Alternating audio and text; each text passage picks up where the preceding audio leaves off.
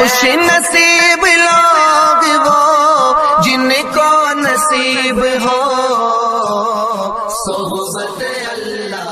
راہ ولی میں وہ تاثیر دیکھی، بدلتی ہزاروں کی تقدیر دیکھی۔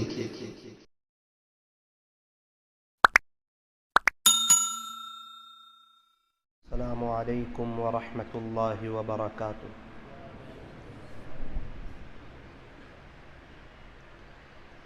الحمد للہ رب العالمین، حمدا کثیرا طیبا مبارکا فیہ کما یحب ویرضی۔ اشہد ان لا الہ الا اللہ وحدہ لا شریک لہ فی الخلق والامر، واشہد ان سیدنا وسندنا وحبیبنا وشفیعنا وخلیلنا ومولانا محمدا عبدہ ورسولہ، المبعوث إلى الأسود والأحمر، المنعوت بشرح الصدر ورفع الذكر، صلى الله عليه وعلى آله وأصحابه الذين هم خلاصة العرب العرباء وخير الخلائق بعد الأنبياء، أما بعد فأعوذ بالله من الشيطان الرجيم، بسم الله الرحمن الرحيم، وتوبوا إلى الله جميعا أيها المؤمنون لعلكم تفلحون۔ وقال الله تبارك وتعالى: والفجر وليال عشر، صدق الله مولانا العظيم۔ وقال النبي صلى الله عليه وسلم: الدعاء سلاح المؤمن۔ وقال عليه الصلاة والسلام: الدعاء مخ العبادة۔ وقال عليه الصلاة والسلام: الدعاء هو العبادة، رواه الترمذي۔ وقال عليه الصلاة والسلام: ليس شيء أكرم على الله من الدعاء، رواه الترمذي۔ وصدق رسوله النبي الكريم، ونحن على ذلك لمن الشاهدين والشاكرين، والحمد لله رب العالمين۔ محبت سے درود شریف پڑھ لیجیے۔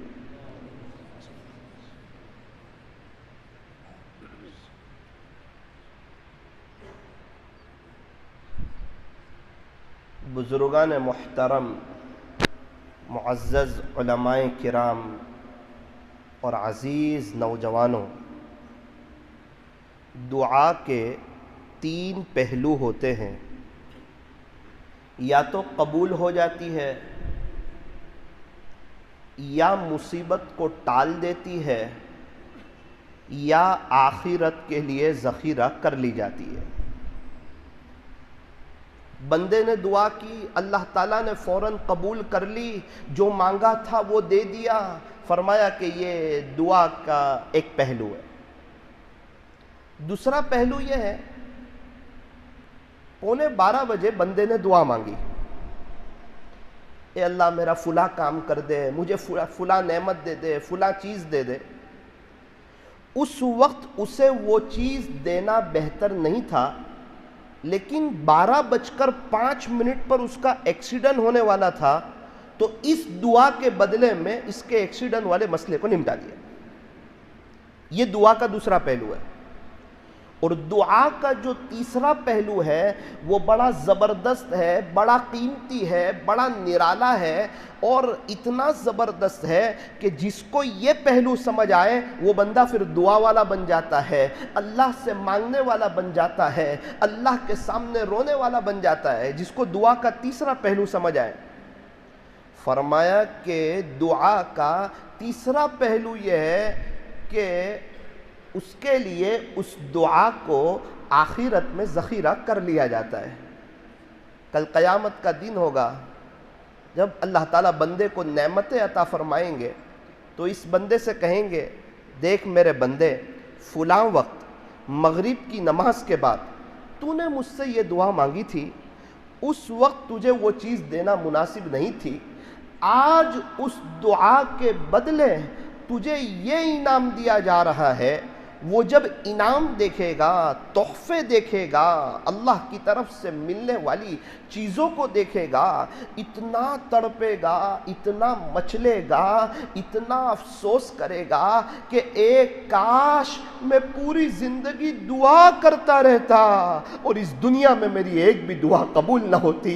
آج خدا کے دربار میں کتنا اکرام ہو رہا ہے، کتنا احترام ہو رہا ہے۔ میرے عزیزو، یاد رکھنا اس عاجز کی ایک بات، ہم مانگتے ہوئے اچھے لگتے ہیں اور اللہ ہمیں دیتے ہوئے اچھے لگتے ہیں۔ فرمایا مانگو اسی سے جو دے خوشی سے، اور نہ کہیں کسی سے۔ یہ دنیا والے، ان سے مانگو تو یہ ناراض، اور اللہ سے نہ مانگو تو اللہ ناراض۔ اللہ مانگنے والوں کو بڑا پسند فرماتے ہیں، جو چلتے پھرتے اللہ سے مانگتا رہتا ہے، اللہ سے باتیں کرتا رہتا ہے، ایک وقت آتا ہے اللہ تعالیٰ اسے اپنا ولی بنا لیتے ہیں۔ فرمایا کہ ٹوٹے رشتے وہ جوڑ دیتا ہے، بات رب پہ جو چھوڑ دیتا ہے، اس رب کے لطف و کرم کے کیا کیا کہنے، لاکھ مانگو تو کروڑ دیتا ہے۔ اللہ دینے کے لیے تیار ہے، مانگنے والے کہاں ہیں، ہاتھ پھیلانے والے کہاں ہیں، دامن پھیلانے والے کہاں ہیں، اللہ کے سامنے رونے والے کہاں ہیں۔ میرے عزیزو، جس کو ہاتھ اٹھانے کی توفیق ہو گئی، جس کو ایسا کرنے کی توفیق ہو گئی، اللہ کے سامنے مانگنے کی توفیق ہو گئی، سمجھ لینا مستقبل روشن ہونے والا ہے، اچھے دن آنے والے ہیں، زندگی میں بہاریں آنے والی ہے۔ ارے جو اللہ سے مانگنا سیکھ لیتے ہیں، اپنے بڑے بڑے مسائل، بڑے بڑے پریشانیاں اور بڑے بڑے ٹینشن اپنے اللہ سے شیئر کر دیتے ہیں، ان کا بوجھ ہلکا ہو جاتا ہے، اللہ تعالیٰ انہیں سکون عطا فرما دیتے ہیں۔ بڑے خوش نصیب ہے وہ حضرات جنہیں ہاتھ اٹھانے کی توفیق ہوتی ہے، جنہیں اللہ سے مانگنے کی توفیق ہوتی ہے۔ میرے عزیزو، ہم اللہ سے مانگتے ہوئے اچھے لگتے ہیں اور اللہ تبارک و تعالی ہمیں دیتے ہوئے اچھے لگتے ہیں۔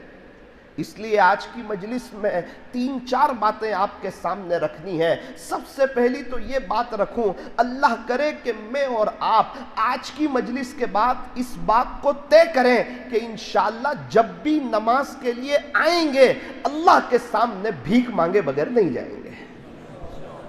ایک بات طے کر لو، جب وقت طے ہوتا ہے نا، وقت، وہ کام کرنا آسان ہوتا ہے، وہ کام آگے پیچھے نہیں ہوتا۔ مثال کے طور پر ہمارا دوپہر میں کھانے کا وقت طے ہے، تو وہ وقت پر کھانا ہو ہی جاتا ہے۔ کوئی بندہ آپ کو ایسا نہیں ملے گا جو یوں کہیں کہ آج دوپہر میں میرا کھانا نہیں ہوا کیونکہ مجھے وقت نہیں ملا۔ ایسا آپ کو پورے شہر میں کوئی نہیں ملے گا۔ وجہ کیا ہے؟ وقت طے ہے۔ جب وقت طے ہوتا ہے تو انسان کا وقت پر کھانا ہو جاتا ہے۔ کھانے کا وقت طے ہے، سونے کا وقت طے ہے، بزنس کا وقت طے ہے، نمازوں کا وقت طے ہے۔ الحمدللہ نمازیں ہو جاتی ہے، بالکل اسی طرح اگر ہمارا دعا کا وقت طے ہوگا کہ میں جب بھی مسجد میں آؤں گا انشاءاللہ 5 منٹ اپنے اللہ سے مانگوں گا، آپ یقین مانو ہاتھ اٹھانے کی توفیق ہو جائے گی، اور جب ہاتھ اٹھانے کی توفیق ہو جائے گی زندگی کے مسائل حل اور سارے پرابلم حل، پھر زندگی گزارنے کی مزہ آئے گی، گھر میں بھی اچھا لگے گا، فیملی کے ساتھ بھی اچھا لگے گا، اللہ تعالیٰ چین، سکون، اطمینان اور امن و امان کی دولت سے مالا مال فرمائیں گے۔ ایک بزرگ تھے، جب لوگ حج میں جاتے تھے ان کا دل روتا تھا، ان کی بھی تمنا ہوتی تھی اللہ مجھے بھی حج میں لے جائیں۔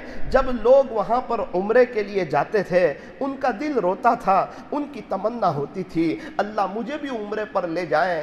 جب وہ جنت البقیع سے گزرتے تھے ان کا دل روتا تھا اے کاش یہاں پر تو خلاصہ یہ ہے 10,000 کے قریب صحابہ کرام آرام فرما رہے ہیں، اللہ کریں اللہ تعالیٰ مجھے بھی وہاں کا مدفن نصیب فرمائے۔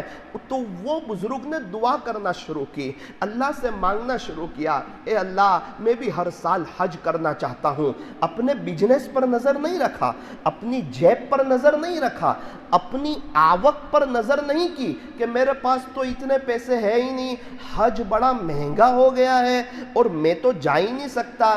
میرے عزیز حج مہنگا ہوا ہے لیکن اللہ کے خزانے میں کیا کمی ہے؟ تو اللہ کے خزانے پر نظر رکھ کر کہ میرا اللہ ہر چیز پر قادر ہے۔ ان اللہ علی کل شیء قدیر، بے شک تیرا اللہ ہر چیز پر قادر ہے، وہ جو چاہے وہ کر سکتا ہے، کیونکہ وہی بادشاہوں کا بادشاہ ہے، وہ شہنشاہوں کا شہنشاہ ہے، وہ احکم الحاکمین ہے، وہ تاجدار مدینہ کا رب ہے۔ آسمان اسی کا بنایا ہوا، زمین اسی کی بچھائی ہوئی، پہاڑوں کو گاڑنے والا اللہ، سمندروں کا نظام چلانے والا اللہ، ہواؤں کا نظام چلانے والا اللہ، فضاؤں میں پرندوں کو اڑانے والا اللہ، سمندروں میں مچھلیوں کو تیرنا سکھانے والا اللہ، آسمان سے بارش کو برسانے والا، زمین سے غلے کو اگانے والا، انڈے سے بچے کو نکالنے والا، ساری دنیا کا نظام چلانے والا، ماں کے پیٹ میں انسانوں کی تصویر بنانے والا، ہر ایک کے انگوٹھے کی فنگر پرنٹ بنانے والا، ماں کے پیٹ میں رزق پہنچانے والا، جب بولنا نہیں جانتے تھے اس وقت ماں کی چھاتی سے دودھ نکالنے والا، جب اسکول جاتے تھے اس وقت کھلانے والا، جب جوان ہوئے آج کھلانے والا، جب کل کو مر کے قبروں میں چلے جائیں گے پھر ہمارے گھر والوں کو کھلانے والا، ساری دنیا کو کھلانے والا، بیواؤں کو کھلانے والا، یتیموں کو کھلانے والا، پریشان حالوں کو کھلانے والا۔ اسی لیے فرمایا کوئی یہ نہ کہے کہ میں اپنے بچے کو کھلاتا ہوں، میں کماتا ہوں میرے بچے کھاتے ہیں، نا نا نا نا، مجھے یہ تو بتاؤ جو بچے یتیم ہیں جن کے ابا کوئی نہیں اور وہ دنیا سے چلے گئے ہیں اور قبروں میں سوئے پڑے ہیں، ان یتیموں کو کون کھلاتا ہے؟ کوئی یہ نہ کہے کہ میں اپنی بیوی کو کھلاتا ہوں، میرے عزیزوں وہ شوہر جو قبروں میں سوئے ہوئے ہیں ان کی عورتیں بیوہ ہو چکی ہے، ان بیواؤں کو کون کھلاتا ہے؟ یہ ساری دنیا کا نظام کون چلاتا ہے؟ یہ ٹھنڈی کا موسم، یہ گرمی کا موسم، یہ بارش کا موسم، یہ کون لاتا ہے؟ اور کون خالق ہے؟ کون مالک ہے؟ کون پالنہار ہے؟ وہ کون ہے جس نے سب کے رنگوں کو الگ الگ بنایا؟ وہ کون ہے جس نے ہر ایک کی زبان کو الگ الگ بنایا؟ وہ ہر ایک کی زبان بھی جانتا ہے، وہ بڑا بادشاہ ہے، وہ بڑا شہنشاہ ہے، بادشاہوں کا بادشاہ اللہ ہے۔ قل اللہم مالک الملک، بادشاہوں کا بادشاہ کون؟ فرمایا کہ اللہ تؤتی الملک من تشاء، وہ جسے چاہے اسے بادشاہت دے دیں، وہ جسے چاہے اسے حکومت دے دے، اس کو پوچھنے والا کوئی نہیں، اس کو دبانے والا کوئی نہیں، اس کے اوپر کسی کا حکم نہیں چلتا، اس کا وزیر کوئی نہیں، اس کا مشیر کوئی نہیں، اس کو مشورہ دینے والا کوئی نہیں، وہ تنہا بادشاہ ہے۔ قل هو اللہ احد، پیارے نبی جی آپ کہہ دیجئے کہ وہ اللہ ایک ہے، وہ اللہ اکیلا ہے، اللہ الصمد، اللہ بے نیاز ہے، لم یلد ولم یولد، نہ اس کی کوئی اولاد ہے اور نہ وہ کسی کی اولاد ہے، ولم یکن لہ کفوا احد، اس کا ہمسر کوئی نہیں، اس کا پارٹنر کوئی نہیں، اس کی برابری کا کوئی نہیں۔ لو کان فیہما आलिहतुन इल्लल्लाहु लफसदता, अगर आसमान और ज़मीन में उसके साथ कोई एक खुदा और होता तो सारी दुनिया का निज़ाम दरहम बरहम हो जाता। एक तो कहता अभी बारिश बरसानी है, दूसरा कहता ना ना ना बारिश नहीं, अभी गर्मी का मौसम लाना है। दोनों की लड़ाई हो जाती। फरमाया एक दुकान में जब दो सेठ नहीं रह सकते हैं तो एक दुनिया में दो खुदा कैसे हो सकते हैं? फरमाया वो अल्लाह अकेला है, वो हमेशा हमेशा है, वो हमेशा रहेगा। ला इलाहा इल्लल्लाह, उसके अलावा कोई इबादत के लायक नहीं। माबूद कौन? अल्लाह ही। मसजूद कौन? अल्लाह ही। माबूद हकीकी कौन? अल्लाह ही। बिगड़ी को बनाने वाला कौन? अल्लाह ही। और खालिक कौन? अल्लाह ही। मालिक कौन? अल्लाह ही। पालनहार कौन? अल्लाह ही। और हमारे काम बनाने वाला कौन? अल्लाह ही। आसमान से पानी को बरसाने वाला कौन? अल्लाह ही। अरे औलाद देने वाला कौन? अल्लाह ही। अल्लामा इकबाल ने कहा, औरों के दरबार से क्यों मन्नतें मांगता है इकबाल, औरों के दरबार से क्यों मन्नतें मांगता है इकबाल, वो कौन सा काम है जो होता नहीं तेरे परवरदिगार से? ऐसा कौन सा काम है जिसे करने से वो आजिज है कि मुझे कोई कहेगा तो मैं करूंगा, मैं दबा हुआ हूं? ना ना ना ना, वो हर चीज पर कादिर है। ला इलाहा इल्लल्लाह, इबादत अल्लाह की जाएगी। वहदहु, वो अकेला है।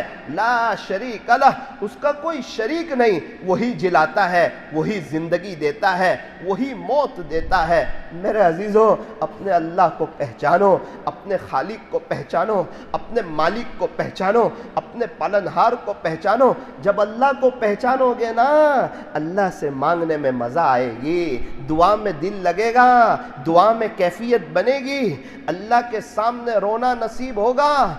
और याद रखना, जब रोना सीख लिया ना अल्लाह के सामने, फिर जिंदगी गुजारने की मजा आएगी।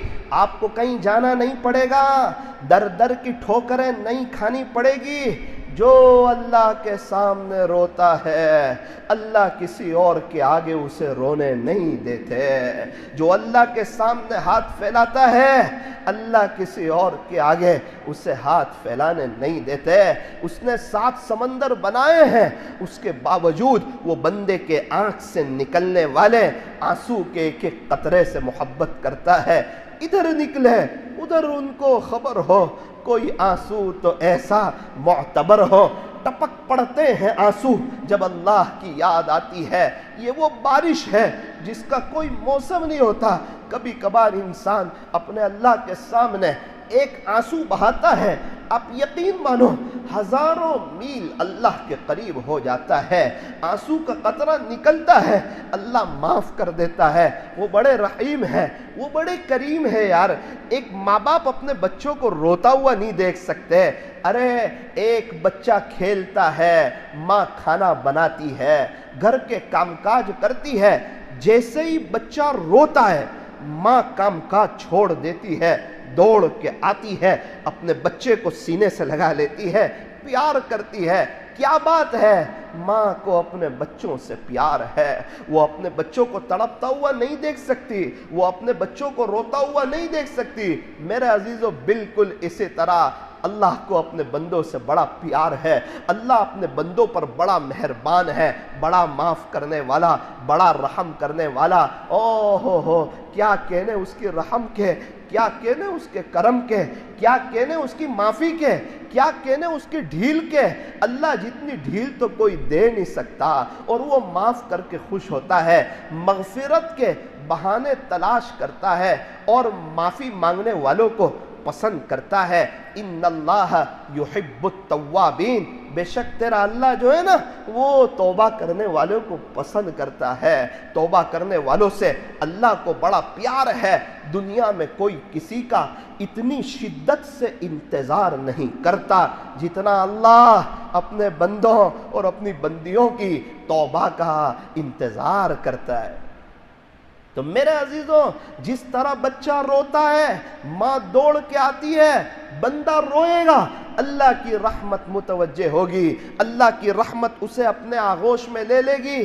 ارے جس کے پاس اللہ ہو اسے کہیں جانے کی ضرورت نہیں ہے، جس کے پاس خالق ہو، جس نے ساتوں آسمان کو بنایا ہو، کیا وہ ہمارے کام پورے نہیں کر سکتا؟ بالکل کر سکتا ہے۔ ارے ماں باپ کو پہچاننے والوں، اپنے بچوں کو پہچاننے والوں، اپنی بیوی کو پہچاننے والوں، اپنے دوستوں کو پہچاننے والوں، اپنے علاقے والے کو پہچاننے والوں، تھوڑا اپنے خالق کو بھی پہچانو، اپنے مالک کو بھی پہچانو۔ جو اللہ کو پہچانتا ہے وہ اللہ کا ہو کر کے رہ جاتا ہے۔ ایک بیچارے ایک سیدھے سادے انسان لوگوں کو حج میں جاتے ہوئے دیکھتے، ان کا دل دکھتا، ان کا دل روتا، ان کا دل کرتا کہ میں بھی اللہ کے گھر کی زیارت کروں، میں بھی اللہ کے گھر کا دیدار کروں، پیارے نبی کے در پر حاضری دوں۔ انہوں نے اللہ سے مانگنا شروع کیا، کہا اے اللہ باری تعالیٰ میں بھی ہر سال حج کرنا چاہتا ہوں۔ اللہ جی میری دوسری تمنا یہ ہے، 50,000 کے قریب لوگ ہر سال رمضان میں آخری عشرے میں مسجد نبوی میں سنت اعتکاف کرتے ہیں۔ رب کریم میرا بھی جی چاہتا ہے، اے اللہ آپ نے کتنے لوگوں کو جنت البقیع کا مدفن نصیب فرمایا، میرا بھی جی چاہتا ہے سرکار کے قدموں میں، سرکار کے مبارک شہر میں آپ مجھے بھی جگہ عطا فرمائیں۔ ان کا مانگنا، ان کا رونا، ان کا تڑپنا کہ میرا اللہ یہ سب کر سکتا ہے، کیونکہ وہ ایسا کرنے پر قادر ہے، اس کو کسی سے مشورہ کرنے کی ضرورت نہیں ہے۔ وہ کہتا ہے ہو جا تو ہو جاتا ہے، اس کا صرف سوچ لینا کافی ہے۔ اللہ تعالیٰ نے ان کی دعا کو قبول فرمایا۔ کیسا قبول فرمایا؟ لکھا ہے کتابوں میں کہ ان کو اللہ تعالیٰ نے حج کی توفیق عطا فرمائی۔ وہ حج کرتے چلے گئے، حج کرتے چلے گئے، حج کرتے چلے گئے۔ انہوں نے اپنی زندگی میں 53 حج کیے، 53 مرتبہ حج کیے۔ کیوں؟ نظر خزانے پر نہیں ہے، نظر بزنس پر نہیں ہے، نظر پیسے پر نہیں ہے، حج مہنگا ہے یا سستا ہے، نظر اس پر نہیں ہے، اللہ سے نا امید نہیں ہے، نظر اللہ کے خزانوں پر ہے۔ مانگا اللہ سے ہے، مخلوق سے نہیں مانگا۔ مخلوق سے مانگو تو ذلت ہے اور اللہ سے مانگو تو عزت ہے۔ ہم مانگتے ہوئے اچھے لگتے ہیں اور اللہ تعالیٰ ہمیں دیتے ہوئے اچھے لگتے ہیں۔ 53 حج کروائے اللہ نے۔ بیجاپور والوں، وہی میرا بھی اللہ ہے، وہی آپ کا بھی اللہ ہے۔ وہ اللہ مجھے بھی لے جا سکتا ہے، آپ کو بھی لے جا سکتا ہے۔ وہ بزرگ جیسا کوئی درد تو لائیں، اپنی دعاؤں میں اس دعا کا ذکر تو کریں۔ پھر کیا ہوا؟ اللہ نے 53 مرتبہ رمضان کے آخری عشرے میں مسجد نبوی میں انہیں اعتکاف کی توفیق عطا فرمائی۔ یہ میرا کہہ لینا آسان ہے، آپ لوگوں کا سن لینا آسان ہے۔ انہوں نے مانگا، اللہ نے ان کو دیا۔ ایک ایسا وقت آیا 53ویں مرتبہ وہ آخری عشرے کا اعتکاف کر رہے ہیں۔ مدینہ منورہ کی سرزمین ہے، رمضان کا مہینہ ہے، مسجد نبوی ہے جس میں ایک نماز کا ثواب 50,000 کے برابر ہے، اور وہ عصر کی نماز میں ہے، جماعت کے ساتھ نماز ہو رہی ہے، عین سجدے کی حالت میں ایک دم اللہ کے قریب، پیارے نبی کے روزے کے قریب اپنے اللہ کو پیارے ہو گئے۔ مسجد نبوی میں ان کی جنازے کی نماز ادا کی گئی اور جنت البقیع میں انہیں دفن کیا۔ حضرت شیخ الحدیث شیخ زکریا رحمۃ اللہ علیہ، جنہوں نے فضائل اعمال لکھی ہے، جن کی کتاب کی برکت سے اللہ نے پوری دنیا میں انقلاب برپا کر دیا، لوگ اللہ کی طرف آئے، لوگ حج کی طرف گئے، لوگ عمرے کی طرف گئے، لوگ اللہ کے راستے میں گئے، لوگ زکوٰۃ دینے والے بنے، صدقہ دینے والے بنے، نمازیں پڑھنے والے بنے، اللہ کا ذکر کرنے والے بنے، اچھے اخلاق والے بنے، صحابہ کی قربانیاں دیکھ کر اللہ کے راستے میں وقت لگانے والے بنے، اپنے بچوں کو حافظ، عالم، قاری، مفتی، دین کا داعی بنانے والے بنے، اور اس میں اللہ والوں کے واقعات کو پڑھ کر کئی لوگوں نے اپنی پوری زندگیاں چینج کی اور اپنے اللہ کو راضی کیا۔ ایسی مقدس کتاب لکھی۔ ابھی کے سروے کے مطابق، یہ 4 یا 5 سال پہلے کے سروے کے مطابق، قرآن شریف کے بعد دنیا میں سب سے زیادہ پڑھی جانے والی جو کتاب ہے وہ فضائل اعمال ہے۔ قرآن کے بعد جو سب سے صحیح کتاب ہے وہ تو صحیح بخاری شریف ہے، میں اس کی بات نہیں کرتا۔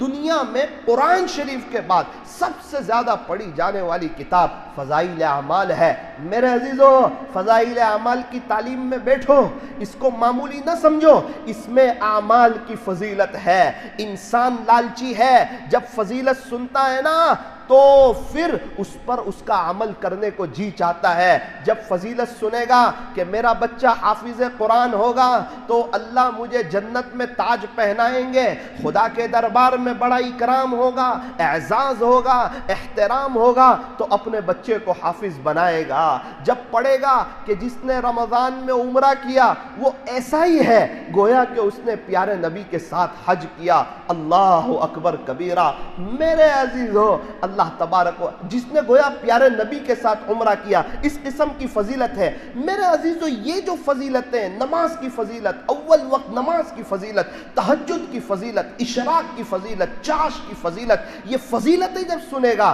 انسان اعمال کی طرف آئے گا۔ حضرت شیخ زکریا رحمت اللہ علیہ فرمانے لگے، جس کا خلاصہ یہ ہے، الحمدللہ ثم الحمدللہ، میں نے ہر سنت پر عمل کرنے کی کوشش کی، میں سنتوں کو معلوم کرتا، سنتوں کے مطابق اپنی زندگی گزارتا تھا، لیکن دو سنت ایسی تھی جو میرے بس میں نہیں تھی۔ نمبر ایک کہ میں پیارے نبی کا جو انتقال ہوا تھا، آقا نے دنیا سے جو پردہ فرمایا تھا وہ مدینہ منورہ میں، اور ہمارے نبی جو دنیا سے تشریف لے گئے تھے اس وقت آقا کی عمر تھی 63 سال۔ تو میرے عزیزوں، ان کے بس میں جو تھا وہ انہوں نے کیا، محنت کی، کوشش کی۔ ایک وقت آیا اللہ تعالیٰ نے مدینہ منورہ کی موت نصیب فرمائی، اور دوسری سنت پر بھی اللہ تعالیٰ نے عمل کروا دیا جو ان کے بس میں نہیں تھا۔ 63 سال کی عمر میں آپ دنیا سے تشریف فرما ہوئے، آپ دنیا سے تشریف فرما گئے، دنیا سے پردہ فرما گئے، اور آپ کو جنت البقیع میں دفن کیا گیا۔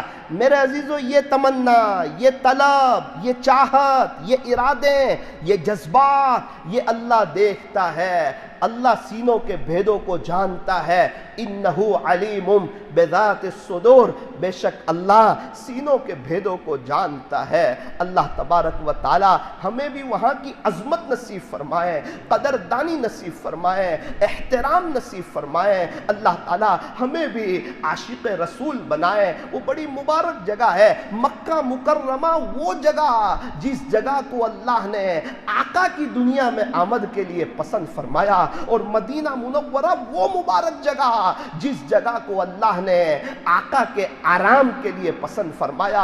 مکہ مکرمہ بڑی مبارک جگہ ہے میرے عزیزو، غار حیرہ مکہ مکرمہ میں، غار ثور مکہ مکرمہ میں، مینا، عرفات، مزدلفہ، مقام ابراہیم، صفا مروہ، ملتزم، ارے وہاں تو جگہ جگہ دعا قبول ہوتی ہے، وہاں تو چپے چپے پر دعا قبول ہوتی ہے۔ ایک حاجیوں کا ایک بڑا مجمع، معتمرین کا ایک بڑا مجمع ہر سال وہاں عاشقانہ انداز میں جاتا ہے۔ مولانا صاحب، میں مالدار ہوں، کیا میں اچھے کپڑے پہن کے جاؤں، میں شاندار چپل پہن کر جاؤں، میں عود کا خوبصورت اور قیمتی عطر لگا کے جاؤں؟ فرمایا نا نا نا نا، خدا کے دربار میں جانا ہے تو آپ کو دو احرام کی چادریں پہننی ہوگی، سیدھی سادھی سلیپر چپل پہننی ہوگی۔ اب آپ کنگھی نہیں کر سکتے، اب آپ خوشبو نہیں لگا سکتے، زینت اختیار نہیں کر سکتے۔ آپ میرے عزیزو، کیا مجرم بھی زینت اختیار کر سکتا ہے؟ میرے عزیزو، کیا ہم لوگ وہاں زینت اختیار کر سکتے؟ نا نا نا، کہاں جا رہے ہیں؟ کس کے دربار میں جا رہے ہیں؟ کس کے مقام پر جا رہے ہیں؟ کس کے گھر میں جا رہے ہیں؟ مالدار ہو یا غریب، دونوں ایک جیسی حیت کے ساتھ آوے۔ اللہ کے سامنے مالدار بھی برابر، غریب بھی برابر۔ جب انتقال ہوگا اس وقت پتہ چلے گا، اے قبرستان تیرا حساب بھی بڑا ہی نیک ہے، اے قبرستان تیرا حساب بھی بڑا ہی نیک ہے، تیرے یہاں امیر ہو یا غریب سب کا بستر ایک ہے، تیرے یہاں امیر ہو یا غریب سب کا بستر ایک ہے۔ میرے عزیزوں، پھر مدینہ منورہ میں وہ جنت کا ٹکڑا، مدینہ منورہ، مدینہ طیبہ، جب اللہ تعالیٰ مدینہ منورہ لے جائیں، اللہ سے ایک دعا کرنا، باری تعالیٰ مدینہ طیبہ کی برکت سے آپ مجھے حیاتاً طیبہ نصیب فرما دیجئے، پاکیزہ زندگی نصیب فرما دیجئے۔ اللہ تعالیٰ جب جنت کے ٹکڑے پر لے جائیں، مدینہ منورہ میں ایک جگہ ہے جسے جنت کا ٹکڑا کہتے ہیں، اسی لیے شاعر نے کہا کہ مدینے میں جنت ہے، مدینے میں جنت ہے، لیکن جنت میں مدینہ نہیں۔ یہ بڑی مبارک سرزمین ہے، ہم پیارے نبی وہاں پر آرام فرما رہے ہیں، اور صحابہ کا ایک بڑا مجمع اس مبارک سرزمین پر آرام فرما رہا ہے۔ ایک قاعدہ یاد رکھنا، ایک مرتبہ جو جنت میں چلا گیا، اللہ تعالیٰ اسے دوبارہ جنت سے نکالیں گے نہیں۔ تو اللہ تعالیٰ سے دعا کرنا، باری تعالیٰ جب میں جنت کے ٹکڑے پر آ چکا ہوں اور یہ جنت کا ٹکڑا ہے، اللہ جی ایک کرم کر دینا، آپ کا وعدہ ہے جو جنت میں آ جائیں آپ اسے دوبارہ جنت سے نکالا نہیں کرتے۔ اللہ جی میں جنت کے ٹکڑے پر آ چکا ہوں، جب وقت آئے آپ مجھے جنت میں دخول اولی نصیب فرما دینا، مجھے جہنم سے بچا لینا، بغیر حساب کتاب کے آپ میرا جنت میں داخلہ نصیب فرما دینا۔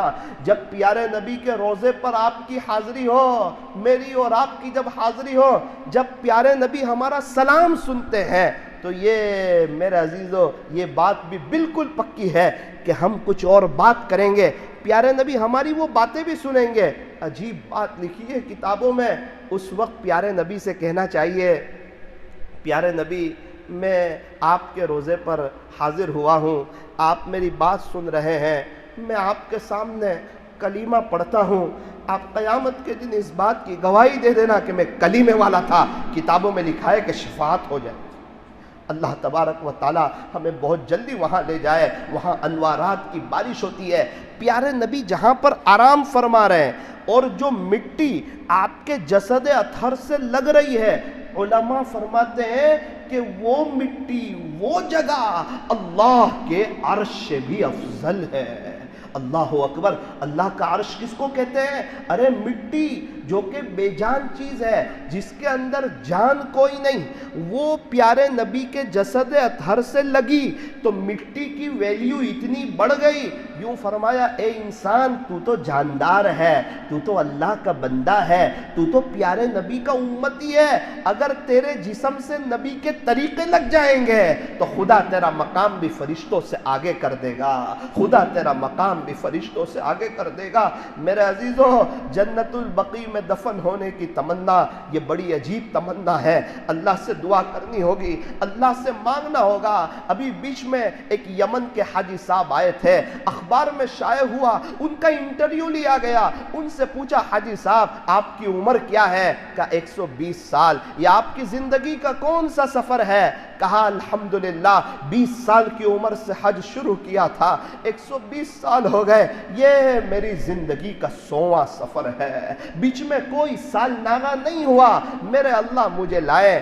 حاجی صاحب کتنے سفر پیدل کیے، کتنے سفر سواری پر کیے؟ فرمایا الحمدللہ ثم الحمدللہ، میں نے 80 سفر پیدل کیے اور 20 سفر الحمدللہ سواری کے ساتھ کیے۔ آپ اندازہ لگائیں کون ہے جو وہاں بلاتا ہے، کون ہے جو ہماری لبیک کو لکھتا ہے؟ لیکن میرے عزیزو یہ ابھی تک تو حج کے مہینے چل رہے تھے، اب یہ عشرہ ذی الحجہ ہے، بڑا مبارک مہینہ ہے، یہ 10 دن بڑے مبارک ہے، یہ 10 دن میں بندہ کوئی عمل کرے یہ اللہ کو پورے سال کے عملوں کے مقابلے میں زیادہ پسند ہے۔ یعنی پورے سال کے اور دن میں کوئی عمل کرے وہ تو اللہ کو پسند ہے، لیکن عشرہ ذی الحجہ میں کوئی عمل کرے یہ اللہ کو سب سے زیادہ پسند ہے۔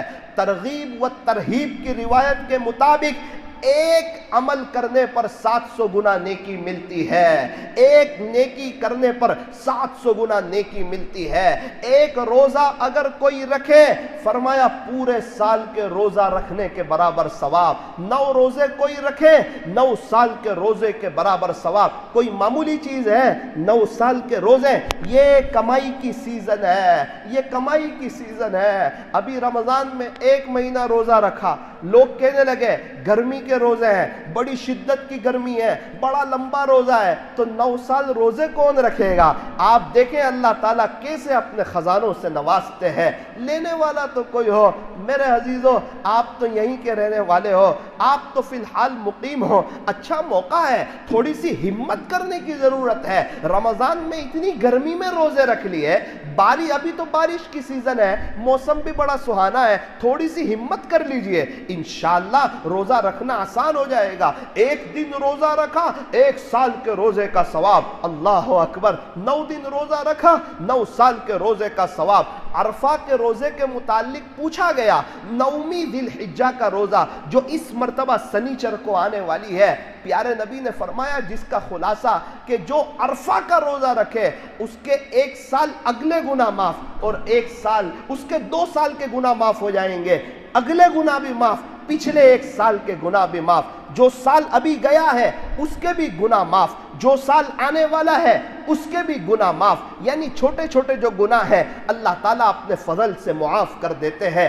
بڑے جو گناہ ہیں، گناہ کبیرہ ہے، وہ تو توبہ سے معاف ہوتے ہیں۔ ارے ہم رمضان میں شب قدر کو تلاش کرتے تھے، کوئی یقین سے نہیں کہہ سکتا کہ 21ویں رات ہی شب قدر تھی، 23ویں رات ہی شب قدر تھی، 25ویں رات ہی شب قدر تھی، لیکن آپ یہ یقین سے کہہ سکتے ہو کہ جو ذی الحجہ کی 10 راتوں کو وصول کرے، ہر رات کی عبادت شب قدر کی عبادت کے برابر ہے، یہ آپ یقین سے کہہ سکتے ہو۔ ابھی آج کی رات کی عبادت شب قدر کی عبادت کے برابر ہے۔ میرے عزیزوں، یہ بڑا مبارک مہینہ ہے، اور یہ 10 دن بڑے مبارک ہے۔ یہ 10 راتیں تو وہ ہیں جن کی اللہ قرآن کریم میں قسم کھائی ہے، اور اللہ تعالیٰ جو قسم کھاتے ہیں نا، وہ یقین دلانے کے لیے نہیں کھاتے۔ اللہ کو یقین دلانے کی ضرورت نہیں، اللہ کی تو بات ہی کافی ہے، اللہ کا کہہ دینا ہی کافی ہے۔ اللہ جو قسم کھاتے ہیں وہ تعظیم کے لیے، عظمت کے لیے، اس چیز کی اہمیت کو بتانے کے لیے۔ سورج کی قسم کبھی کھاتے ہیں، کبھی چاند کی قسم کھاتے ہیں، کبھی پیارے نبی کی قسم کھاتے ہیں، کبھی پیارے نبی کی اداؤں کی قسم کھاتے ہیں، کبھی پیارے نبی کے بال کی والضحیٰ، پیارے نبی جی آپ کے روشن چہرے کی قسم، واللیل اذا سجا، پیارے نبی جی آپ کے سیاہ زلفوں کی قسم، لعمرک، پیارے نبی جی آپ کے عمر مبارک کی قسم، فلا وربک، مجھے تیرے رب کی قسم، وہذا البلد الامین، شہر امین مکہ کی قسم۔ آپ یہاں دیکھیں، والفجر ولیال عشر، یہ ولیال عشر 10 راتوں کی قسم۔ جمہور مفسرین اس طرف گئے ہیں کہ یہ 10 راتوں سے مراد عشر ذی الحجہ کی 10 راتیں ہیں۔ اللہ اس کی عظمت کو بتانا چاہتے ہیں، یہ دن کی بھی فضیلت ہے، اس میں رات کی بھی فضیلت ہے، بڑی مبارک فضیلت ہے۔ آپ اندازہ لگائیں، آپ سوچیں گے کہ یہ 10 دن میں کوئی عمل کرے، یہ اللہ کو پورے سال کے مقابلے میں زیادہ پسند کیوں ہے، اور اس کی رات کی عبادت شب قدر کی عبادت کے برابر کیوں ہے؟ ذرا غور کرنا، اس کی ایک وجہ ہے۔ وجہ یہ ہے کہ یہ 10 دن جو ہے نا، یہ ایسے مبارک ہے کہ اس میں شریعت کا کوئی بھی کام انسان کر سکتا ہے۔ شریعت کے جو احکام ہیں، آپ دیکھو، یہ 10 دن میں بندہ نماز پڑھ سکتا ہے، حج کر سکتا ہے، قربانی کر سکتا ہے، بندہ یہ سب کر سکتا ہے۔ آپ مجھے بتاؤ، رمضان میں کوئی حج کر سکتا ہے؟ نہیں کر سکتا۔ رمضان میں کوئی قربانی کر سکتا ہے؟ قربانی کرے گا، قربانی کا ثواب نہیں ملے گا۔ کوئی مینا جا سکتا ہے، کوئی عرفات جا سکتا ہے، کوئی مزدلفہ جا سکتا ہے۔ اچھا، یہ 10 دن میں آپ روزے رکھ سکتے ہیں، رمضان میں روزے رکھنا فرض ہے، یہ 10 دن میں بھی آپ روزے رکھ سکتے ہیں۔ یہ 10 وہ مبارک دن ہے جس میں انسان سارے کام کر سکتا ہے، اس لیے اس 10 دن کی بڑی فضیلت ہے۔ اللہ تعالی ہمیں قدر دانی کی توفیق اور سعادت نصیب فرمائے، اور آخرت کو سامنے رکھ کر کے زندگی گزارنے کی توفیق عطا فرمائے۔ میرے عزیزو، آج کی مجلس سے ایک بات لے کر جاؤ، انشاءاللہ دعا جو ہے وہ دل کی حاضری کے ساتھ کریں گے، اور اپنے دل پر محنت کریں گے۔ میں آپ کو 4-5 باتیں سیدنا حضرت بایزید بستامی رحمت اللہ علیہ، جن کی جو اتنے بڑے اللہ والے تھے، کیا کہنا، اللہ اکبر۔ ایک شخص کا انتقال ہوا، کسی نے خواب میں دیکھا کہ بھائی آپ کے ساتھ کیا گزری، تو کہا کہ اللہ تعالیٰ نے میری مغفرت فرما دی. اچھا اللہ نے آپ کی مغفرت فرما دی, آپ کو کون سی ادا اللہ کو آپ کی کون سی ادا پسند آئی؟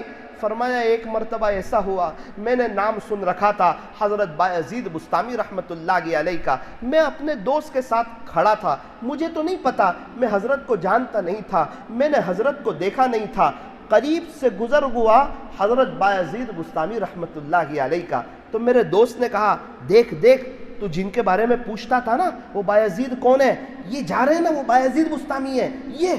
تو کہتے ہیں میں نے ان کو یوں جی بھر کے محبت کی نظر سے دیکھا کہ یہ اللہ کے ولی ہے, اللہ کے فرما بردار ہے, اللہ کے عاشق ہے. اللہ تعالیٰ نے فرمایا تو نے میرے ایک ولی بایزید کو محبت کی نظر سے دیکھا تھا, اسی بنا پر آج تیری میں مغفرت کرتا ہوں. اللہ اکبر کبیرہ, کیا مقام ہوگا سیدنا حضرت بایزید بسطامی رحمت اللہ علیہ کا, جس نے ان کو محبت کی نظر سے دیکھا تھا. اللہ کو وہ بھی پسند آ گیا کہ تو نے میرے ولی کو ایک محبت کی نظر سے دیکھا, عظمت کی نظر سے دیکھا, جا میں اس پر تیری مغفرت کرتا ہوں. یہ حضرت بایزید بسطامی رحمت اللہ علیہ چھوٹے سے تھے, آپ کے ابو کا انتقال ہو گیا. ان کے ابو کی بڑی چاہت تھی, بڑی تمنا تھی کہ میرا بیٹا بایزید جو ہے یہ عالم بنے, یہ اللہ کا ولی بنے. بایزید بسطامی رحمت اللہ علیہ کی اماں جو تھی, جو بیوہ ہو گئی, جو بیچاری غریب عورت تھی, اب اپنے اور اپنے بچے کا پیٹ پالنے کے لیے ذریعے کے طور پر لوگوں کے گھروں میں کام کرتی تھی. کچھ پیسہ آتا تھا جس سے گھر کا راشن وغیرہ آتا تھا, گھر میں کھانا بنتا تھا. میرے عزیزو کس نے سوچا تھا ایک بیوہ عورت کے یہاں یہ یتیم بچہ کل کو اٹھ کے اتنا بڑا ہوگا کہ یہ بڑا ہو کر حضرت بایزید بسطامی بنے گا. یہ حضرت بایزید بسطامی رحمت اللہ علیہ تھوڑے سے بڑے ہوئے, گلی میں کھیلنے کودنے لگے.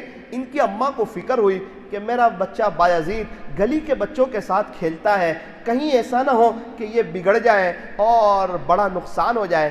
کسی نے بتایا اماں جی فلاں بستی میں ایک بہت بڑے شیخ, بہت بڑے اللہ والے رہتے ہیں, وہ ایک مسجد میں مدرسہ چلاتے ہیں, آپ کا جی چاہے آپ اپنے بیٹے بایزید کو وہاں رکھ کر آؤ. ماں نے کہا بہت اچھا. اپنے بیٹے بایزید کو سمجھایا, دیکھ میرے بیٹے بایزید, بے شک تو چھوٹا ہے, میری بھی تمنا ہے کہ تو عالم ہو جائے, اور تیرے ابو کی بھی, تیرے مرحوم والد کی بھی یہی تمنا تھی کہ تو عالم ہو جائے. تو میرا جی چاہتا ہے تو مدرسے میں چلا جا. ساری فضیلتیں سنائی, عالم بننے پر اللہ تجھے کیا دے گا اس کی باتیں سنائی, اور کچھ خوشخبریاں بھی سنائی ہوگی. بیٹا تو عالم ہو جائے گا, اللہ تیرے سے دین کا کام لے گا, میں تیری ماں ہوں, میں تیرے لیے دعا کروں گی, تو تھوڑی سی ہمت کر لے. تو میرے عزیزو جو سامان وغیرہ تیار کرنا تھا سامان تیار کیا. ماں نے اپنے دل پر پتھر رکھا, اپنے چھوٹے سے بچے, ننھے منھے بچے, یتیم بچے بایزید بسطامی کو لے کر وہ استاذ کے پاس پہنچے, وہ شیخ کے پاس پہنچے اور کہا کہ سلام کیا. کہا دیکھو استاد جی, یہ میرا ایک چھوٹا ننھا منھا بچہ بایزید ہے, اس کے ابو کا انتقال ہو چکا ہے, یہ یتیم بچہ ہے, اس کے مرحوم والد کی تمنا تھی کہ یہ عالم دین بن جائے, اور میری بھی یہی تمنا ہے کہ یہ عالم دین بن جائے, اللہ کا ولی بن جائے. یہ بایزید آپ کے حوالے کرتی ہوں, اس پر محنت کرنا اور جو ہے آپ کوشش کرنا کہ میرا بیٹا اللہ کا ولی بن جائے. یہ میری چاہت ہے, یہ میری تمنا ہے, یہ میرا ارادہ ہے. استاذ نے کہا انشاءاللہ ضرور, آپ بے فکر رہیں, میں پوری محنت کروں گا, میں پوری کوشش کروں گا. ماں نے جاتے ہوئے کہا استاد جی ایک بات میری یاد رکھنا, یہ میرا بیٹا بایزید ہے نا, یہ تھوڑے دنوں کے بعد آپ سے کہے گا مجھے میری اماں کی یاد آتی ہے, چونکہ اس کے ابو بھی نہیں ہے تو اس کو کبھی نہ کبھی تو میری یاد ستائے گی, تو یہ آپ سے چھٹی مانگے گا. اتنی مہربانی کرنا, اس کو چھٹی نہ دینا, اور میں آپ سے یہ درخواست کرتی ہوں کہ جب تک میرا بیٹا بایزید اللہ کا ولی نہ بن جائے, عالم ربانی نہ بن جائے, اس وقت تک آپ میرے پاس اس کو نہ بھیجنا. استاذ نے کہا بڑی کڑی شرط ہے, لیکن اماں جی آپ دعا کے ذریعے میری مدد کرنا, انشاءاللہ میں کوشش کروں گا. بایزید بسطامی رحمت اللہ علیہ یہاں آ گئے. پتہ نہیں ان کی اماں گھر پہ جا کے کتنا روئی ہوگی, ایک ہی تو بچہ ہے, اب تو نہ شوہر ہے, بچہ بھی مدرسے میں ہے, لوگوں کے گھر میں کام کاج کرنا, گھر کا نظام چلانا. وقت گزرتا گیا اور حضرت بایزید بسطامی رحمت اللہ علیہ محنت سے پڑھتے رہے. کچھ مہینے گزرے, واقعہ پڑھ کر مجھے ایسا لگتا ہے کہ شاید 7.5 سے 8 مہینے گزرے ہوں گے کہ بایزید بسطامی رحمت اللہ علیہ کو ایک وقت اپنی امی کی یاد نے بہت ستایا، ابو تو تھے نہیں، یتیم ہو چکے تھے، ماں کی یاد نے بہت تڑپایا۔ استاد سے درخواست کی، استاد جی آپ اگر اجازت دے دیں تو میں اپنی امی کے پاس جانا چاہتا ہوں، میرا امی کو دیکھنا چاہتا ہوں، اور میں آپ سے وعدہ کرتا ہوں انشاءاللہ کل میں مدرسے آ جاؤں گا، میں زیادہ چھٹی نہیں کروں گا۔ استاد تعجب میں رہ گئے، یار میں تو پھنس گیا، اگر اس کو چھٹی نہیں دیتا ہوں تو یتیم بچے کا دل دکھتا ہے، اور اگر اسے چھٹی دے دیتا ہوں تو اس کی بیوہ ماں سے کیا ہوا وعدہ ٹوٹتا ہے، میں کروں تو کیا کروں؟ اللہ کی طرف متوجہ ہوئے، اللہ تعالیٰ نے دل میں بات ڈالی۔ انہوں نے کیا کیا؟ بہت زیادہ سبق دے دیا حضرت بایزید بستامی رحمۃ اللہ علیہ کو، اور کہا دیکھ بیٹا بایزید اگر اتنا سبق تو مجھے سنا دے گا تو میں تجھے چھٹی دے دوں گا۔ بایزید بستامی رحمۃ اللہ علیہ خوش ہو گئے، چلو سبق سنائیں گے، آج شام کو گھر چلے جائیں گے، اپنے امی کا دیدار کریں گے۔ جا کر دیکھتے ہیں تو سبق تو اتنا زیادہ تھا جتنا 1 مہینے کا سبق ہوتا ہے۔ سمجھ گئے میرے استاد مجھے چھٹی نہیں دینا چاہتے، 1 مہینے کا سبق مجھے یاد ہونے والا تو ہے نہیں، لیکن میرے عزیزوں ماں سے یہ سنا تھا کہ بیٹا بایزید اللہ سب کچھ کر سکتا ہے، استاد سے بھی یہی سنا تھا اللہ سب کچھ کر سکتا ہے۔ اللہ سے دعا کی، باری تعالیٰ آپ مجھے یاد کرا سکتے ہیں، میں اپنی ماں کو دیکھنا چاہتا ہوں، مجھے یاد کرا دیجئے، آپ کے لیے کوئی مشکل نہیں ہے۔ استاد مطمئن ہو گئے کہ بایزید بستامی کو اتنا سبق یاد ہونے والا نہیں ہے۔ اللہ اکبر، شام کے وقت استاد کے پاس حاضر ہوئے اور کہا استاد سبق سنانا چاہتا ہوں۔ فر جو سبق سنایا، استاد بھی سمجھ گئے اس چھوٹے سے بچے کے ساتھ اللہ کی مدد ہے۔ کہا جا بیٹا تو نے وعدہ پورا کیا، میں تجھے چھٹی دیتا ہوں، استاد کی اس بات کو یاد رکھنا، کل بیٹا تو آ جانا۔ کہا ٹھیک ہے استاد کوئی بات نہیں، میں کل آ جاؤں گا۔ آپ بڑے خوشحال ہو گئے، اپنی اماں کے پاس دروازے کو دستک دیتے ہیں، جواب کوئی نہیں۔ امی میں بایزید دروازے کو دستک دیتے ہیں، امی میں بایزید، پھر دروازے کو دستک دیتے ہیں کہ دروازہ کھلتا نہیں ہے۔ امی میں بایزید، مان کون؟ تو کہا میں آپ کا بایزید۔ کہا نا نا نا نا نا، یہ میرے والا بایزید نہیں ہو سکتا، میرے والا بایزید تو تب آئے گا جب وہ اللہ کا ولی بن جائے گا، میرے والا بایزید تو تب آئے گا جب وہ عالم ربانی بن جائے گا، یہ میرے والا بایزید نہیں ہو سکتا۔ گھر کے دروازے پر بیٹھ گئے، چھوٹے سے بچے رونے لگے، آنکھوں میں آنسو آ گئے۔ واقعہ پڑھ کے ایسا لگتا ہے کہ مغرب کے وقت کے قریب آپ دوبارہ مسجد میں پہنچ گئے اور استاذ کے پاس جا کے بیٹھ گئے۔ استاذ نے کہا بیٹا بایزید آپ تو بڑے جلدی آ گئے۔ تو حضرت بایزید بستامی رحمۃ اللہ علیہ نے چہرہ اٹھایا، استاذ نے دیکھا کہ ان کی آنکھیں جو ہیں یہ روئی بہت ہے اور آپ آنکھیں ایک دم سرخ ہو گئی تھی۔ استاذ نے فوراً اپنے امامے کے کونے سے حضرت بایزید بستامی رحمۃ اللہ علیہ کی آنکھوں کو صاف کیا، آنسوؤں کو پوچھا اور کہا بیٹا بایزید کیا ہوا؟ ساری داستان سنائی۔ کہا اماں سے ناراض ہو کر تو نہیں آئے؟ کہا نا نا نا استاد میں میری ماں سے ناراض ہو کے نہیں آیا ہوں، مجھے پتا ہے وہ مجھے اچھا اللہ کا ولی بنتے ہوئے دیکھنا چاہتی ہے، عالم ربانی بنتے ہوئے دیکھنا چاہتی ہے۔ بیٹا اتنے روتے کیوں ہو؟ تھوڑا سا صبر کرو، آپ کی ماں کی محنت رائے گا نہیں جائے گی، یا آپ کی قربانی رائے گا نہیں جائے گی۔ کہا استاد جی میں روتا اس لیے ہوں کہ میری ماں کی ایک عمر بھی ہو چکی ہے اور وہ لوگوں کے گھروں میں کام کرتی ہے اور ابھی بیمار سی رہنے لگی ہے، اب میں محنت کروں گا، آپ میرے لیے دعا کرنا کہ میری ماں مجھے کچھ بنتے ہوئے دیکھ لے، اللہ تعالیٰ اسے اتنی زندگی دے کہ وہ مجھے کچھ بنتے ہوئے دیکھ لے۔ اس نے مجھے بہت سمجھایا ہے، اس کی چاہت ہے، اس کی تمنا ہے، اس کا ارادہ ہے۔ اللہ اکبر، کیا گزری ہوگی وہ رات بایزید بستامی رحمۃ اللہ علیہ کی والدہ پر۔ میرے عزیزوں ایسا ہی کوئی بایزید بن جاتا ہے، ایسے ہی کوئی اللہ کا ولی بن جاتا ہے، ایسے ہی کوئی بن جاتا ہے کہ اللہ تعالیٰ جس سے پوری دنیا میں ہدایت کا کام لے، ہدایت کے پھیلنے کے لیے اسے ذریعہ بنائے۔ اس کے لیے ماں باپ کی قربانیاں لگتی ہے، ماں باپ کے رات کے آنسو لگتے ہیں، ماں باپ کی دعائیں لگتی ہے، ماں باپ کی تربیت لگتی ہے، تب جا کے قبر میں ماں باپ کی آنکھیں ٹھنڈی ہوتی ہے، تب دنیا اور آخرت سنورتی ہے۔ بایزید بستامی رحمۃ اللہ علیہ نے پڑھنا شروع کیا، 6 سال گزرے، 12 سال گزرے، آپ گھر نہ آئے، 14 سال گزرے۔ کتابوں میں لکھا ہے کہ تقریباً آپ 16 سال تک علم حاصل کرتے رہے، 16 سال تک۔ یہ 16 سال میں ایک دفعہ بھی آپ گھر نہ آئے، میرے عزیزوں پھر ہونا کیا تھا؟ استاذ تہجد کی نماز کے لیے جب استاذ نے تہجد کی نماز پڑھی، اس کے بعد وہ بستر پر لیٹے تو خواب میں آقا نامدار حضرت محمد الرسول اللہ صلی اللہ علیہ وسلم کی زیارت نصیب ہوئی۔ آقا نے ارشاد فرمایا، جس کا خلاصہ یہ ہے کہ آپ کے پاس وہ نوجوان جو ہے نا، وہ بایزید، اس کی تربیت مکمل ہو چکی ہے اور اسے ولایت کبریٰ کا جھنڈا دے دیا گیا ہے۔ آپ اس کی بشارت انہیں سنائیں اور انہیں چھٹی دے دیں، انہیں اپنے گھر جانے دیں۔ اللہ اکبر کبیرہ۔ استاذ بھی بڑے خوش ہو گئے، خوش بھی ہو گئے، دل ٹوٹ سا بھی گیا، اتنا نیک بچہ، اتنا صالح بچہ جس کی سند اللہ کے رسول کی طرف سے مل رہی ہو، اب یہ ہمارے مدرسے سے چلا جائے گا۔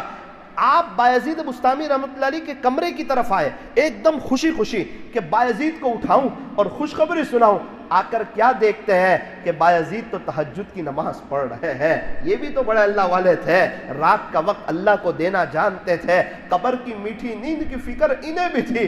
میرے عزیزو، جب انہوں نے سلام پھیرا، استاذ نے اپنے امامے کو ان کے سر پر رکھا، پیشانی کو بوسہ دیا، کہا بایزید تجھے مبارک ہو، تجھے مبارک ہو، اور پیارے نبی کا خواب سنایا۔ حضرت بایزید بستامی رحمۃ اللہ علیہ تو پیارے نبی نے جو خواب میں بشارت سنائی تھی وہ سنائی۔ بایزید بستامی رحمۃ اللہ علیہ رونے لگے، آنکھوں میں آنسو آ گئے، استاذ کا شکریہ ادا کیا، اب اپنے گھر کی طرف چلنے لگے۔ پہلے تو گھر کا دروازہ نہیں کھلا تھا، اس لیے تھوڑے سے فکرمند تھے، ٹینشن میں تھے۔ ابھی دروازہ کھٹکھٹایا، اندر سے آواز آئی، من؟ کون؟ کہا امی میں آپ کا بایزید۔ کہاں؟ یہ والا میرا بایزید ہے، یہ والا میرا بایزید ہے۔ دروازہ کھولا، ماں نے پیشانی پہ بوسہ دیا، میرے بیٹے میں تجھے یہ بنتے ہوئے دیکھنا چاہتی تھی، یہ والا میرا بایزید ہے۔ بڑا اکرام کیا، بڑا استقبال کیا، ماں کی تو روح خوش ہو گئی۔ بچے کو ایک طرف بٹھایا، کہا بیٹا بیٹھ، ابھی میں تیرے لیے دودھ لے کر آتی ہوں، پہلے میں 2 رکعت یا میں کچھ رکعتیں شکر کی ادا کر لوں۔ میرا عزیزو، وہ ماں سجدے میں گئی، اللہ تعالیٰ کے سامنے بہت روئی، اللہ کا شکر ادا کیا کہ اللہ جی، میں جو آپ سے لمبی زندگی مانگتی تھی وہ اسی دن کو دیکھنے کے لیے مانگتی تھی کہ میں اپنے بیٹے بایزید کو آپ کا ولی بنتے ہوئے دیکھ لوں۔ اس کے مرحوم والد کی بھی یہ تمنا تھی، اللہ جی اب آپ کا جب جی چاہے تب مجھے اٹھا لینا، میں آپ کے پاس آنے کے لیے تیار ہوں، آپ کا احسان ہے، آپ نے میرے بیٹے بایزید کو اتنے اونچے مقام سے نوازا۔ اللہ اکبر کبیرہ۔ کیا قربانیاں، کیا محنت، کیا کوشش، کیا تڑپ، پھر اللہ تعالیٰ نے کتنے اونچے مقام سے نوازا۔ حضرت بایزید بستامی رحمت اللہ علیہ ابدال کیسے بنے؟ ایک وقت آیا، آپ کا بڑا دور تھا، بڑا مقام تھا اور بڑی شان تھی، لوگ آپ سے رجوع کرتے تھے مسائل میں۔ اس علاقے میں بارش نہیں ہو رہا تھا، لوگوں نے وقت کے حاکم سے درخواست کی کہ بھائی آپ تو بھی بڑے اللہ والے ہیں، آپ اللہ سے دعا کر دیں کہ اللہ تعالیٰ آسمان سے پانی برسا دے۔ تو وقت کے حاکم نے کہا میرے دل میں ایسی بات آ رہی ہے، اپنے شہر میں کوئی گنہگار ہے جس نے اللہ کو ناراض کیا ہے، میرے دل میں بات آتی ہے ایسا اگر کوئی گنہگار ہو وہ ہمارے شہر سے باہر نکل جائے، اس کی وجہ سے انسان تو انسان، جانور بھی پریشان حال ہے۔ اب لوگوں کے کانوں پر یہ بات پہنچتی گئی، لیکن کوئی باہر نکلنے کے لیے تیار نہیں تھا، کوئی باہر جانے کے لیے تیار نہیں تھا۔ حضرت بایزید بستامی رحمۃ اللہ علیہ اپنی خانقاہ کے باہر کھڑے تھے۔ مرید نے کہا حضرت آپ نے سنا یا نہیں؟ بولے کیا؟ وہ وقت کے حاکم نے اعلان کیا ہے کہ اپنے شہر میں کوئی بڑا گنہگار ہے جس کی وجہ سے آسمان سے پانی رکا ہوا ہے، ایسا لگتا ہے اللہ اس سے ناراض ہے، تو کوئی نکلتا ہی نہیں ہے۔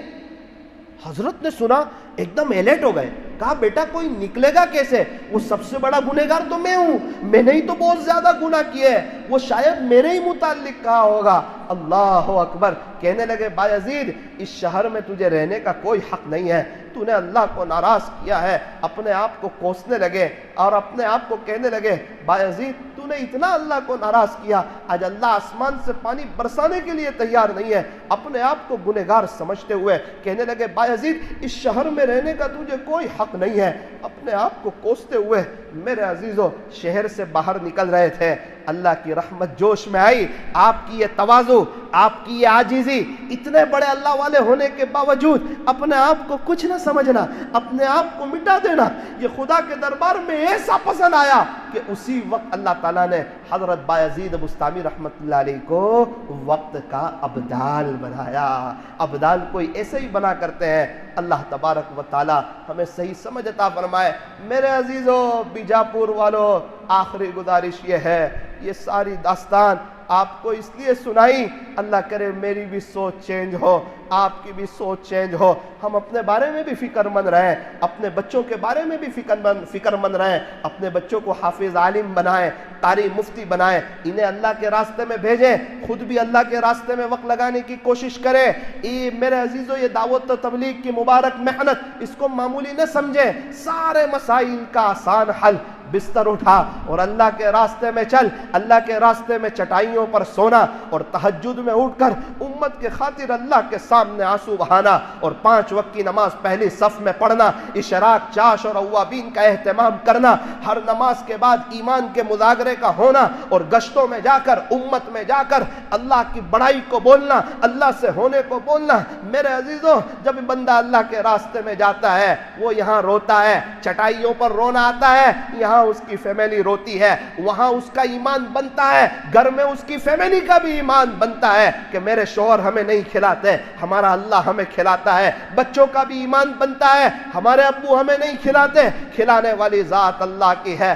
میرے عزیزو, خلاصہ یہ ہے, اللہ کے راستے میں وقت بھی لگاؤ اور کسی اللہ والے سے بیعت ہو کر اپنی زندگی کو گزارو, ان سے ہٹ کر کے اپنی زندگی کو نہ گزارو. بہت چھوٹا بن کر کے معاف کرنے کا جذبہ, اپنی بیوی کے ساتھ حسن سلوک, گھر میں ایک محبتوں والا ماحول اور اپنے گھر میں فضائل اعمال کی تعلیم اور اللہ کی دین کی محنت کے ساتھ اپنی زندگی کو گزارو.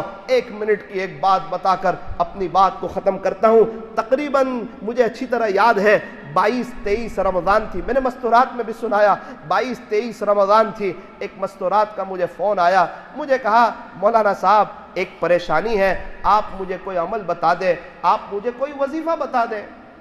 میں نے کہا آپ 500 مرتبہ درود شریف پڑھ لیجئے, 500 مرتبہ 2 منٹ دعا کیجئے, اللہ آپ کے مسئلے کو انشاءاللہ حل کرے گا. درود شریف بڑی اونچی چیز ہے. خاموش ہو گئی وہ. میں نے کہا شاید 500 مرتبہ اسے زیادہ لگ رہا ہو. تو میں نے کہا آپ بولتے نہیں.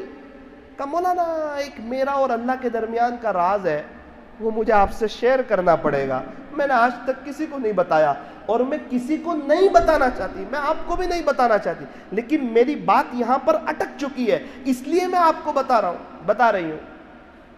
میں نے کہا بتائیے کیا بات ہے. کہنے لگی الحمدللہ ثم الحمدللہ, ایک مدت سے میں روزانہ 15,000 مرتبہ درود شریف پڑھتی ہوں. تو مجھے یہ بتائیں, آپ نے جو 500 مرتبہ بتایا وہ یہی 15,000 میں شامل کرنا ہے یا اس کو الگ سے شمار کرنا ہے؟ پھر میں خاموش ہو. اس نے کہا آپ بتائیں, آپ بولتے کچھ نہیں. میں نے کہا میرے لیے بھی دعا کرنا. اب ایک دوسری بات جو مستورات میں نہیں بتائی وہ سنو. اس کو میں نے ایک بات پوچھی کہ ایک سوال میں بھی آپ سے پوچھ سکتا ہوں؟ بولے جی. آپ کو یہ 15,000 مرتبہ درود شریف پڑھنے کی توفیق کیسے ہوئی, یہ میں نے پوچھا. کہا مولانا صاحب میرے شوہر کی وجہ سے. میں نے کہا آپ کے شوہر کی وجہ سے؟ وہ تو بڑے سیدھے سادے تاجر لگتے ہیں. کہا مولانا وہ باہر سیدھے سادے ہیں, گھر میں بڑے اللہ والے ہیں. گھر میں اللہ والے, ہاں ان کی تہجد نہیں جاتی, ان کی اشراق نہیں جاتی, ان کی چاش نہیں جاتی, ان کی اوابین نہیں جاتی. گھر میں آتے ہیں, مصلی پر بہت سی مرتبہ بیٹھتے ہیں, اپنے اللہ سے مانگتے ہیں, اللہ کے سامنے آنسو بہاتے ہیں. میں نے کہا پھر وہ درود شریف بہت پڑھتے ہیں, کبھی نیند سے بیدار ہوتے ہیں, ان کا چہرہ کھلکھلا جاتا ہے, بڑے خوش ہوتے ہیں. مجھے کہتے ہیں دیکھ میری بیوی یہاں الحمدللہ آج کی رات میں نے پیارے نبی کی ایسے زیارت کی. کبھی کہتے ہیں آج کی رات میں نے ایسے زیارت کی, کبھی کہتے ہیں میں نے آج کی رات ایسے زیارت کی. انہیں اتنی مرتبہ زیارت ہو گئی ہے کیونکہ وہ درود شریف بہت پڑھتے ہیں. مولانا میں ایک کمزور عورت ہوں, ان کے جتنا میں پڑھ تو نہیں سکتی, لیکن میں تھوڑی سی ان کے قریب پہنچی ہوں اور الحمدللہ میں نے 15,000 مرتبہ پڑھنا شروع کر دیا ہے. اللہ کی ذات سے امید ہے انشاءاللہ مجھے بھی پیارے نبی کی زیارت نصیب ہو. اللہ جب گھر میں شوہر ایسے ہوتے ہیں اللہ کے ولی ہوتے ہیں اور بیوی شوہر کو اللہ کے سامنے روتا ہوا دیکھتی ہے, درود شریف پڑھتے ہوئے دیکھتی ہیں, تو گھر کا ماحول ایسا ہوتا ہے. آج ہم گھر میں موبائل میں ہوتے ہیں, ہماری بیوی سیریل میں ہوتی ہے, ہمارے بچے کارٹون میں ہوتے ہیں. آنکھ بند ہونے کے بعد پتا چلے گا کیسی زندگی گزاری, کیا پایا کیا کھویا. اللہ تعالی ہمیں بھی توبہ کی توفیق عطا فرمائے اور اللہ تعالی ہمیں بھی نیک بنائے. تھوڑی دیر کے لیے اندر باہر کی لائٹیں بند کر دیجئے.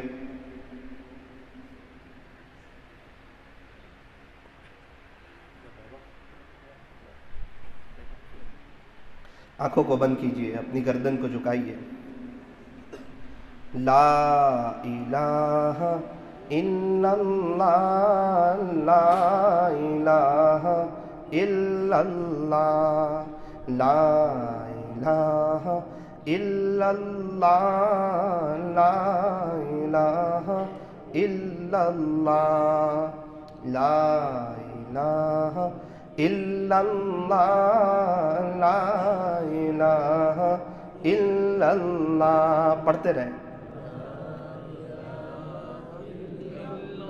لا الہ الا اللہ. پڑھتے رہیں. ارے منہ بھر کے پڑھو,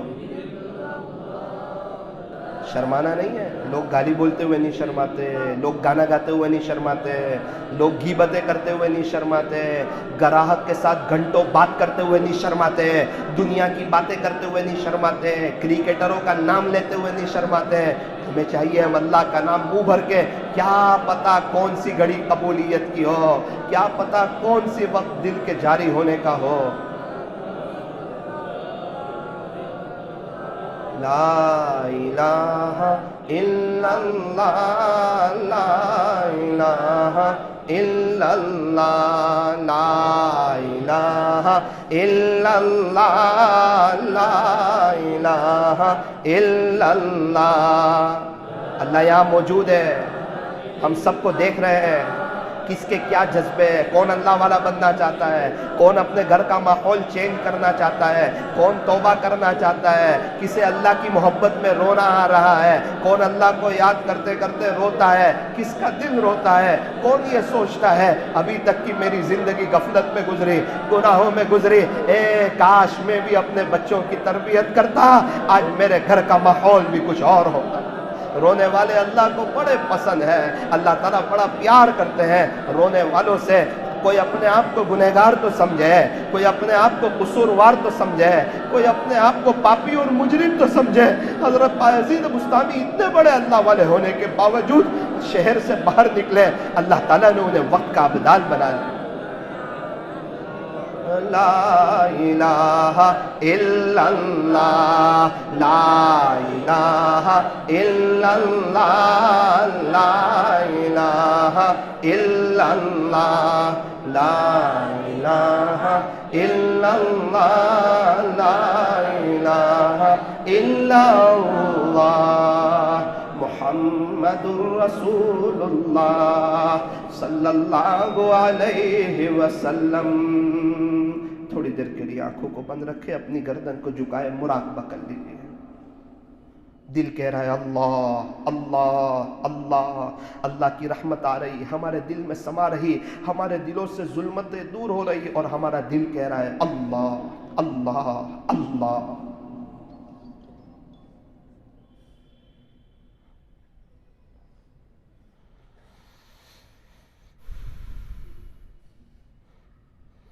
دنیا سے جانے کے بعد انسان کہے گا رب ارجعون, میرا اللہ ایک موقع دے دے, توبہ کر کے تجھے راضی کر کے آتا ہوں, پوری زندگی تیرے دین کی محنت کر کے آتا ہوں. قرآن کا لہجہ سخت ہو گیا, جواب ملے گا کلا, ہرگز نہیں.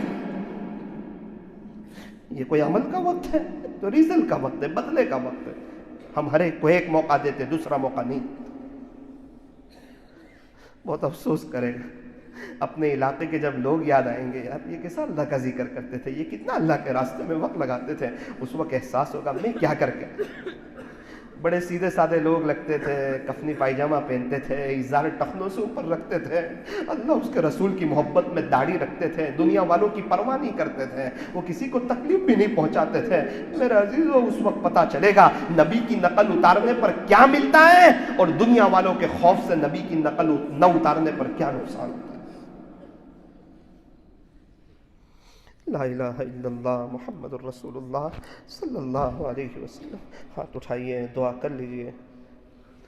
الحمدللہ رب العالمین، صلی اللہ علی حبیب محمد وآلہ وسلم۔ لا الہ الا انت سبحانک انا کنا من الظالمین۔ پیارے اللہ، رحم مولا کریم آقا، اے اللہ کتنے لوگ حج پر گئے ہیں، ابھی کتنے لوگ بیت اللہ شریف کا طواف کر رہے ہوں گے، کتنے لوگ حجر اسود کو بوسہ دے رہے ہوں گے، کتنے لوگ ملتزم سے چمٹ رہے ہوں گے، کتنے لوگ صفا مروہ کی سعی کر رہے ہوں گے، اے اللہ کتنے لوگ مدینہ منورہ میں ہوں گے، کتنے لوگ احد پہاڑ پر گئے ہوں گے، کتنے لوگ پیارے نبی کے روزے پر ہوں گے، کتنے لوگ جنت البقیع میں گئے ہوں گے۔ اے اللہ کچھ لوگ ہیں جو مدینہ منورہ کی گلیوں میں ہیں، آپ کی یادوں میں ہیں، آپ کی بہاروں میں ہیں، آپ نے انہیں بلایا۔ اللہ اللہ اللہ، بے شک ہم گنہگار تو ہیں، خطا کار تو ہیں، سیاہ کار تو ہیں، مجرم تو ہیں، جیسے بھی ہیں تو آپ ہی کے۔ اللہ اللہ، بندے تو آپ ہی کے ہیں۔ اے اللہ، بچے سے، ناپاک بچے سے سب نفرت کرتے ہیں، کوئی اسے ہاتھ نہیں لگاتا، اس کی ماں دوڑ کے آتی ہے، کیا ہوا بچہ کیوں روتا ہے؟ کہا ناپاکی کرتی ہے۔ ایک ماں ہی تو ہوتی ہے جو سینے سے لگاتی ہے، ایک ماں ہی تو ہوتی ہے جو گود میں اٹھا لیتی ہے، تیار کرتی ہے، اچھے کپڑے پہناتی ہے، خوشبو لگاتی ہے، سینے سے لگاتی ہے۔ میرے لال، میرے پیارے، میرے جگر کے ٹکڑے، اے اللہ اگر آپ نے بھی ہمیں نہ اٹھایا، اگر آپ کی رحمت ہم پر نہ آئی، اگر آپ نے ہمیں معاف نہ کیا تو پھر ہم ذلیل ہو جائیں گے۔ اے اللہ ہم بھی ہر سال حج کرنا چاہتے ہیں، اللہ ہم بھی بہت جلدی مدینہ منورہ کی حاضری چاہتے ہیں۔ اللہ اللہ، ایک بڑا طبقہ وہ ہے جس نے ابھی تک بیت اللہ شریف کو کھلی آنکھوں نہیں دیکھا، مدینہ منورہ کو نہیں دیکھا، وہ نبی کے روزے کو نہیں دیکھا، وہ جنت کے ٹکڑے کو نہیں دیکھا، وہ اصحاب صفہ کو نہیں دیکھا، وہ جنت البقیع کو نہیں دیکھا، وہ احد پہاڑ کو نہیں دیکھا، وہ مدینہ منورہ کے فضائی منظر کو نہیں دیکھا۔ اللہ آپ سے گزارش کرتے ہیں ہم تمام کو بلا لیجیے۔ اے اللہ وہاں جو حضرات تشریف لے گئے ہیں، اے اللہ ان کی دعاؤں میں ہمارا بھی حصہ مقدر فرما۔ اے اللہ دنیا میں بہت لوگ پریشان حال ہیں، اللہ مجھے وہ داستان پھر یاد آتی ہے۔ میرے مالک پیارے رب رحیم رب، آپ نے ہمیں بہت اچھی حالت میں رکھا ہے، آپ نے ہمیں بہت اچھی حالت میں رکھا ہے۔ سورت میں خدمت والے ایک گھر میں تشریف لے گئے، ان کو پتا چلا کہ یہ گھر ایسا ہے جس میں ان کے ابو کا انتقال ہو چکا ہے، یتیم بچے ہیں، چلو بیوہ عورت کی کچھ مدد کر دے۔ دروازے کو دستک دیتے ہیں، دروازہ کھلتا ہے، ایک چھوٹی سی بچی دروازہ کھولتی ہے، پوچھتے ہیں بیٹی نام کیا ہے؟ اپنا نام بتاتی ہے۔ کیا عمر ہے؟ 14 سال۔ یہ چھوٹے چھوٹے تین کون ہیں؟ کہ یہ 7 سال کا، 8 سال کے، 9 سال کے، یہ تینوں میرے بھائی ہیں۔ اچھا آپ 4 بھائی بہن ہو؟ کہا جی ہاں۔ آپ کے ابو کہاں ہیں؟ کہا چچا جان ہم چاروں یتیم بچے ہیں، ہمارے ابو کا انتقال ہو چکا۔ کہا آپ کی امی کہیں کام پر گئی ہوگی، اماں کب آتے ہیں؟ آپ کی اماں کب ملیں گے؟ ان کی ہم کچھ مدد کرنا چاہتے ہیں۔ یہ کہنا تھا، وہ بچی کی آنکھ میں آنسو آ گئے۔ اس نے کہا چچا جان آپ نے ہمارا زخم تازہ کر دیا۔ بیٹا کیا ہوا؟ چچا جان میرے چھوٹے بھائیوں کے سامنے کیا بات کرتے ہو، 1 مہینے پہلے میری ماں کا بھی انتقال ہو گیا۔